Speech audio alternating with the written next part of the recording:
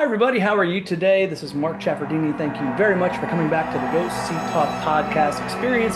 We are thrilled and delighted and super excited to welcome our next guest on the show. Before we get into that, we always want to start with a word of wisdom. We always want to start with encouragement.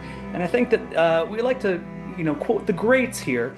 If you've ever questioned yourself, felt behind, or wondered whether you're enough, sometimes the hardest battle is the one happening in your own mind. Now, who said that? Is it Confucius, Nietzsche, Tony Robbins? Nope, nope, nope. It is our next guest, KEVIN Olusole. He is the one-fifth of the platinum Grammy-winning phenomenon Pentatonics, and his whole goal in life is to make you smile. He likes to shatter boundaries only to bring the pieces back together in newfound harmony. He is the combination of Tina Guo and Al Jarreau and Bobby McFerrin and Biz Markie and Busta Rhymes, but he also has an emotional wellspring inside him that puts him in the likeness of, I'm just gonna say it, Miss Rachel.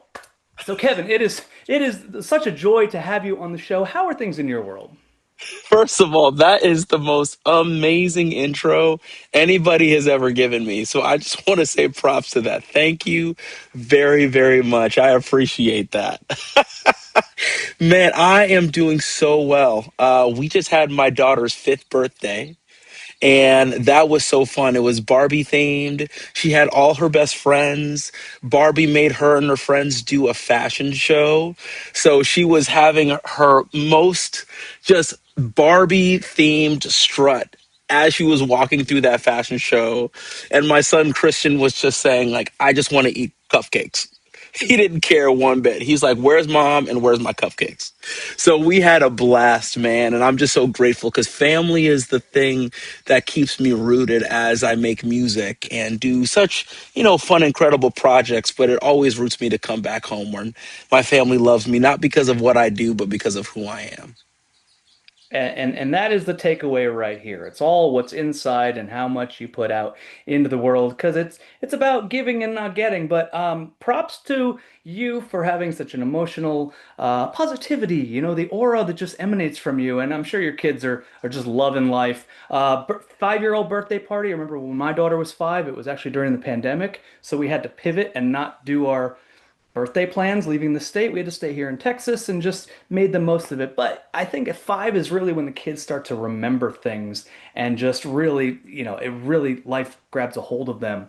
What are, maybe some of the things that you do with your kids to sort of like teach them about who you are and what you do? And, do they understand what pentatonics are? My daughter understands what Pentatonics is. She understands that it's an a cappella group. I don't think she fully understands the fame part of it yet. She always wonders, why are people coming up to daddy and thanking him? Like, all he did was change Christian's diaper this morning, right? So things like that, where she doesn't really understand that part of it. But one thing that's really special for me, my wife does an amazing job with this because of how much I travel. When I'm on tour, she actually makes sure that the kids watch a lot of Pentatonix videos because that's one of the ways that they feel connected to me. And so, especially during Christmas time when I'm gone for about 2+ months, she puts on her favorite Christmas songs from Pentatonix, Amazing Grace and The Grinch. My son loves The Grinch. And that's when they just feel so connected to me. And, I call them in between, in between the first act and the second act in our intermission, I call them out, I'm changing. And it's just so cool. They really, really are happy that daddy does what he loves. Well, you get to wear a lot of hats. You're a misfit, a cellist, a movie star, a performer, a dad, a husband. I mean, those speak volumes in and of themselves. But I think that, this isn't hyperbole, but I think that they should rename the notes on a cello to, they're going to make new notes just for you, Mine, because the cello truly belongs to you. That's a I terrible joke, appreciate that. but I appreciate that. Hey, look, you're a dad, I'm mine. a dad. And what do we do? Dad jokes. So that was great. 100%, 100%. Well, Kevin, why don't you tell us a little bit about, kind of your origin story? What specifically about the cello and the F holes and just, singing out loud and beatboxing? Like, we got to cram your origin story into a small container here, but can you give us a elevator pitch? Sure. I started making music probably when I was about 4 years old. My dad was leaving for work. He's a psychiatrist. He was in residency at the time. And they had gotten me this small piano that was an electric piano that would play tunes. And so I asked my dad to wait one day so I could play him a tune from what I was listening to. And he said, no, I've really got to get to work. So then I just sat right down and I just started playing House of the Rising Sun. And he stopped and he looked back and goes, how did you learn that? And I said, I learned it from the electric piano. And that's when he and mom started to, they're Christians. They started to pray. And that's when they said, okay, we got to put this kid into music lessons. So I started taking, piano lessons, then cello lessons. My sister was taking from a string teacher for violin lessons, but that string teacher was actually a cellist. So they put a wooden box in front of me, my mom and this person, and they said, anytime you want to stop playing this wooden box, you let me know. And they would just look at each other and I didn't stop. And they would look at each other and I didn't stop. And I really wasn't like the fan of the cello because I always wanted to play saxophone, which I eventually did. Because I saw Bill Clinton play it on the Arsenio Hall show when he was running for president. And I was like, that's what I want to do. And so, but I just kind of kept progressing and I loved it. I really, really started to find an enjoyment in the cello. And then beatboxing is something I just always made sounds growing up. Like I'd be making sounds in the car, just and my dad would just look back and say, will you please be quiet? That is the most annoying sound in the world. But I didn't realize it was beatboxing until I went to boarding school when I joined my a cappella group for just a semester because they needed a beatboxer to record. And I listened back to the recording that we did and I said, this is actually pretty amazing. So I played it to my dad and I told him, hey, you know that thing that you said was annoying? Other people apparently call this talent. And that's when I just kind of knew I loved making music, not as a career, but as something that would always be a part of my life. It wasn't really until I was 20 years old when a few things started to happen in college that I realized maybe, some people call it the universe, I call it God. God is switching me into a completely new space from outside of medicine, which I always thought I was going to do, being a kid of a Nigerian and Grenadian immigrants, you're always going to be a doctor, a lawyer, an engineer. Those are the immigrant holy trinity.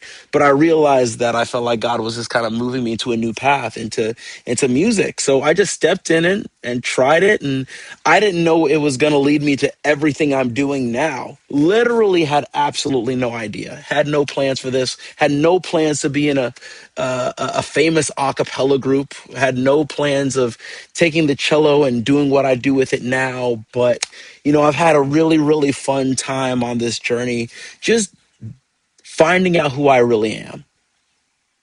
And isn't that like life? You just sort of take one step in front of the other, when Jesus talks about the problems of tomorrow are tomorrow's problems, focus on today. I'm paraphrasing the Lord here, but by the way, it's Hmm. like you're able to just sort of, go with the flow. And I love the idea of this thing called an energy pendulum. I'm not totally sure if I got it right, but the idea if you sort of put good out, you get good back. If you put, angst and, cautious worry, it's going to push the thing you want farther away from you. And you were just able to kind of find your groove. And I have to ask, do you still have that recording that you played for your dad?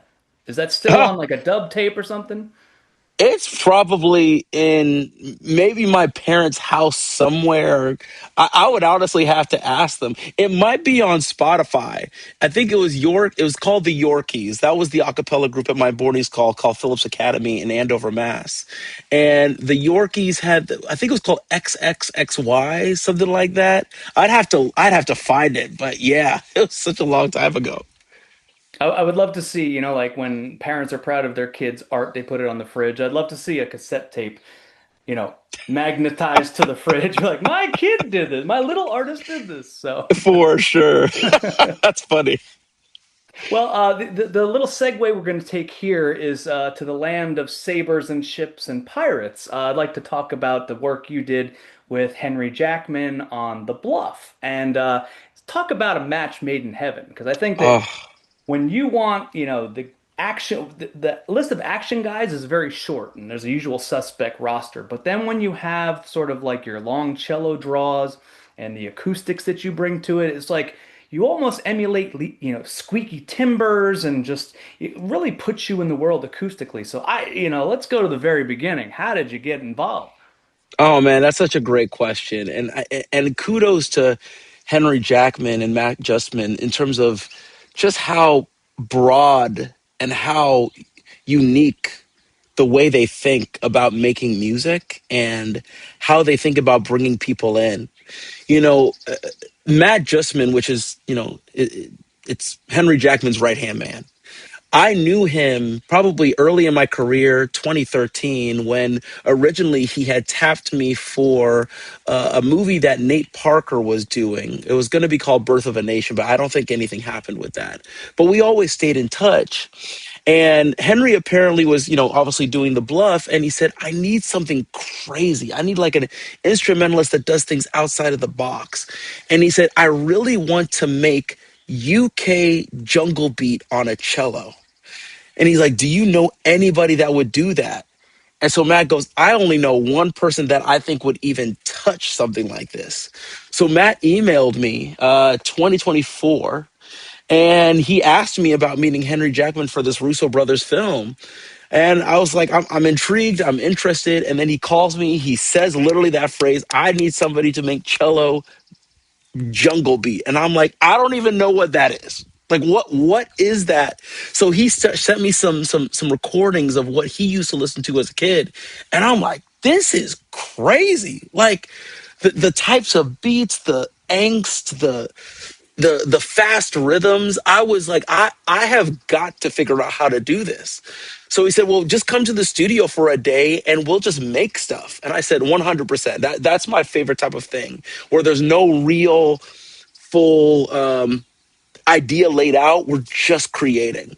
So I get to the studio in Santa Monica and we just spend the time, messing around. I had so much fun. I broke a string during the session. And I was like, I can't use my G string anymore. We got to figure this out. But the types of things he had me try, the kind of things I brought to the landscape with my beatboxing, the way I was, using the cello as a percussion instrument, the types of like screeches and the scratches and just the ability to kind of sing wildly on the cello, which he just gave me free reign, which I don't get opportunities to do that within film, because normally they want a nice, beautiful cello to play this soaring, beautiful life. It's like, no, I want you to be gritty and I want you to be you.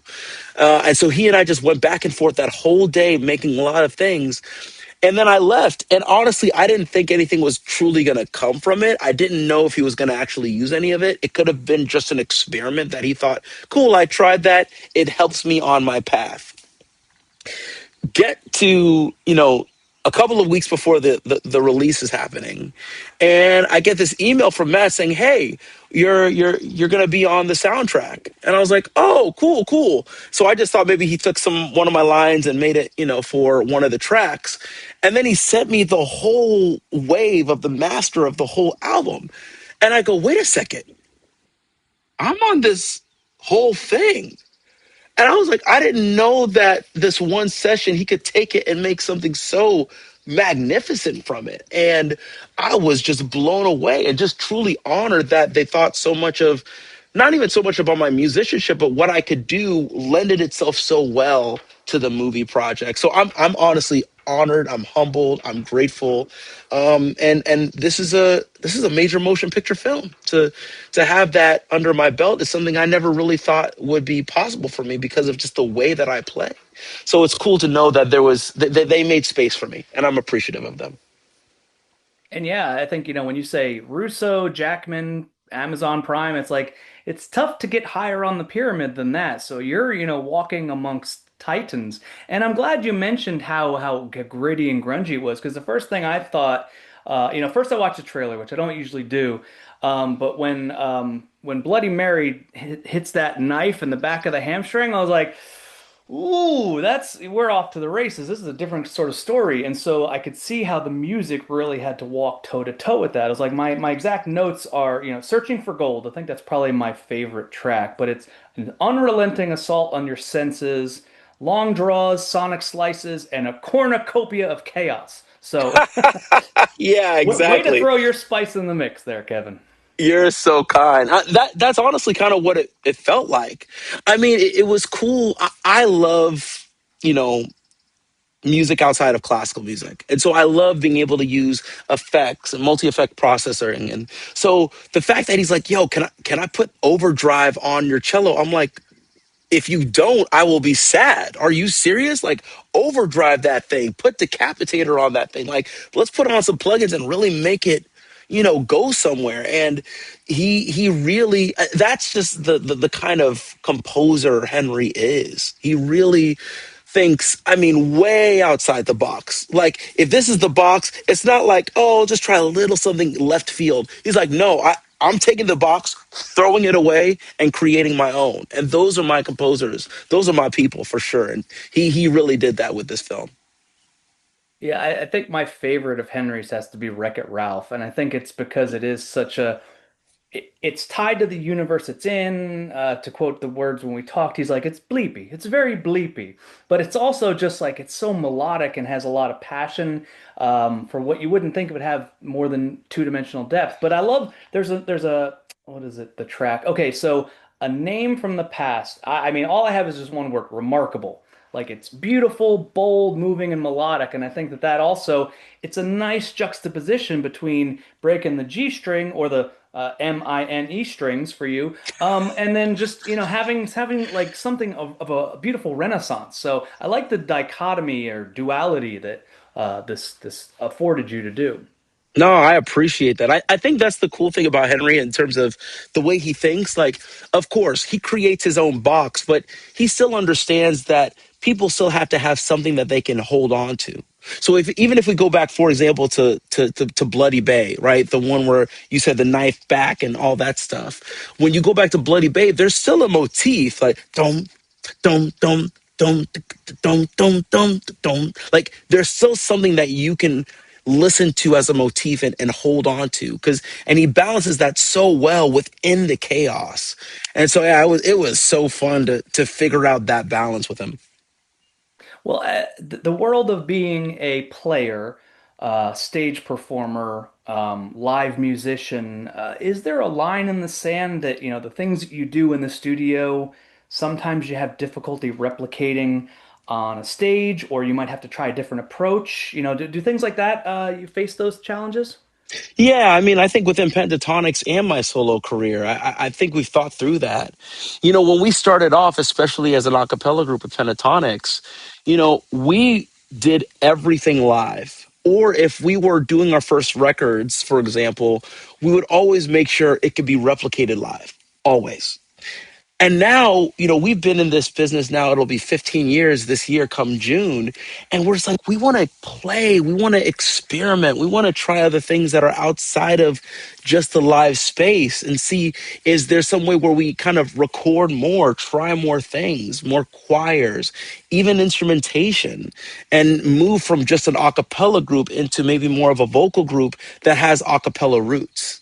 And so now that we've been doing that, yeah, we've found it kind of hard to figure out that balance, but we always figure it out. And I'm really proud of it. We never lose what our fans inherently love about us, even if the record is a little bit crazier and more zany. We want the record to always live on its own. We want the record to be the best record it can be. And if that means we have to add a lot more vocals or add a lot more instrumentation that is going to be harder to pull off live, the record, we want it to stand out, and we always figure out a way to replicate it.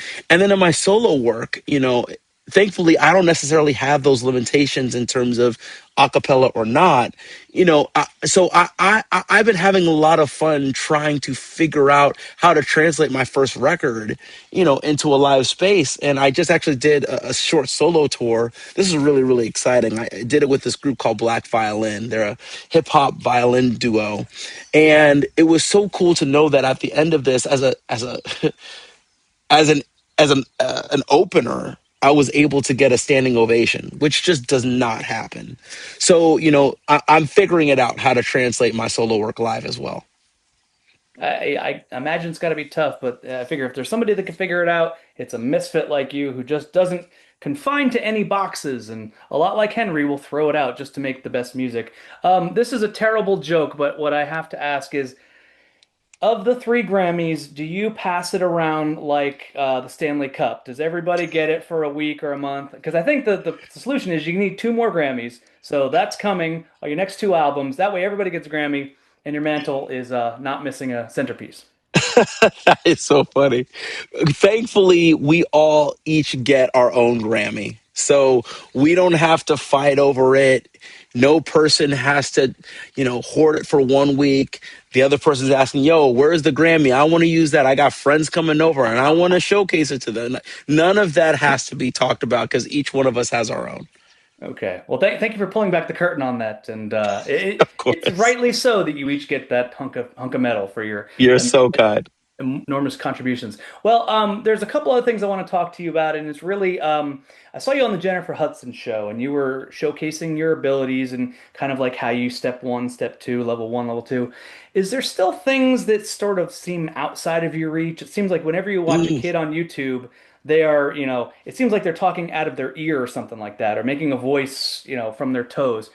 What's on your radar to challenge you, or is there still things on your horizon? That's a great question. Yes, I would definitely say so. I mean, I find figuring out who I am artistically and understanding the way to translate that into recorded and live music to be the hardest thing. It's the hardest challenge that brings me the most joy. It's funny. I'm going to say this, and this might be sacrilegious to a lot of Pentatonics fans, but to be fully honest, beatboxing is something I think about maybe 2% of my day. Right, because for me, I don't beatbox to be the best beatboxer in the world. I do not care. That's not my goal. I beatbox because I want to use it like Timbaland did as a production element for whatever I am doing. So whether it's my own music or for Pentatonics, I want to make sure that my sounds feel like it could be production where you hear it and you're not missing anything.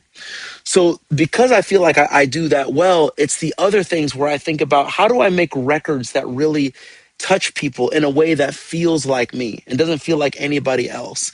And that for me has been, since I felt like the desire to go into music in 2009, that's a 18 plus year journey for me. And, to put out my first debut solo album last year, Dawn of a Misfit, it felt like I had finally arrived on my foundation. And now from there, I know the trajectory in which I want to make music and who I want to make music for.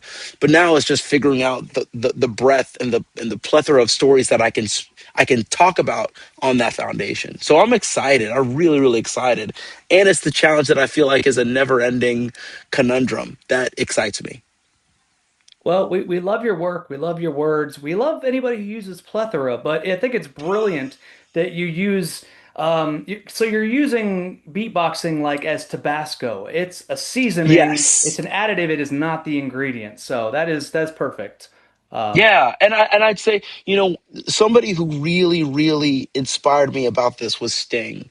I got to meet Sting early in my career, 2014, when the band was on the Rockefeller Christmas tree lighting on NBC. He was on the same bill as us, and I was just a big Sting fan because it was at the time where I was just starting to understand my voice. Funny enough, I started singing really singing and deciding to own my voice at 26 years old.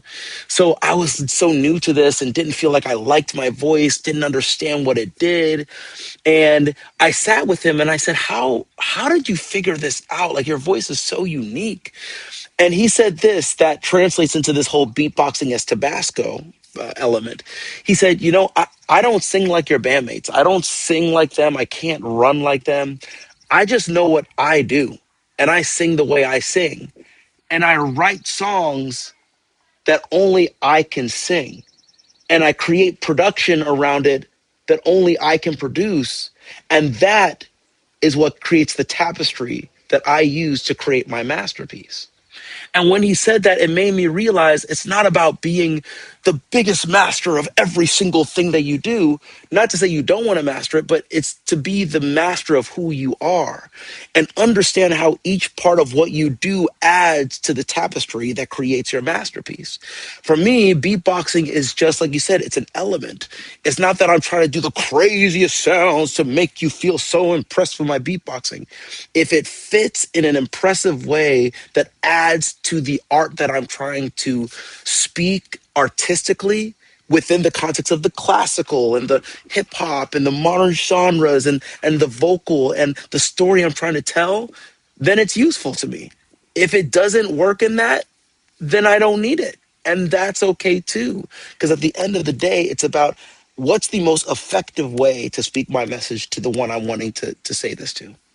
Need to get you in associated with UN, Greenpeace, or something. Just do something even more than bringing your music to the masses. So this You're has been a so treat. kind. Thank you so much. I appreciate the call. Anyway, our everyone will check out Kevin's work along with Henry. Check out the Bluff on Amazon Prime. Check out Pentatonics. Check out the solo show. Name? The album is called Dawn of a Misfit. That's right, Dawn of a Misfit. And our many thanks to Kevin from the heart of Texas to his neck of the woods. And we will catch you next time. Thank you.